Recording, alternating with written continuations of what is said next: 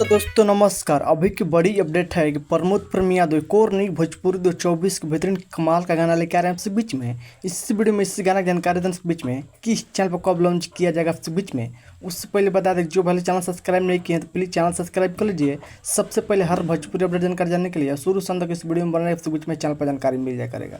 Finally बता दें प्रमोद प्रेमी ने एक और एल्बम संग फाइनल पोस्टर जारी कर दिया। जब देख रहे हैं स्क्रीन पर जिस गाना का टाइटल है मैल भइल ओढ़निया, मैल भइल ओढ़निया, इस गीत को गाए हैं यानी कि प्रमोद प्रेमी यादव साथ में अनुपमा यादव गाना गाए। डूट गाना होने वाला यो गाना भोजपुरी अपन खुद पर मिलेगा। इस गीत का बात करें तो गीत को लिखे हैं अमरान भाई और इस गाना के म्यूजिक दिया है गौरव शर्मा, शायद ऐसे म्यूजिक दिया है। ज़बरदस्त है यो गाना भोजपुरी अपन खूब पर मिलेगा। ज़बरदस्त कमाल गाना होने वाला है मैल भइल ओढ़निया। इस गाना प्रोड्यूस देखने को मिलेगा यानी कल सुबह 6 तारीख सुबह 6 बजे लॉन्च किया जाएगा तीन मूर्ति फिल्म पे यूट्यूब चैनल पर।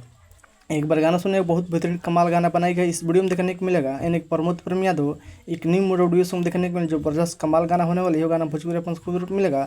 जितने प्रमोद प्रेमी फैंस चैनल गाना सुनने वाले हैं दबा के वीडियो को शेयर कीजिए। कल एक बार गाना सुनने को सुबह 6 बजे लॉन्च किया जाएगा तीन मूर्ति फिल्म यूट्यूब चैनल पर। मैल भइल ओढ़निया जबरदस्त कमाल गाना होने जितने उतना कम है।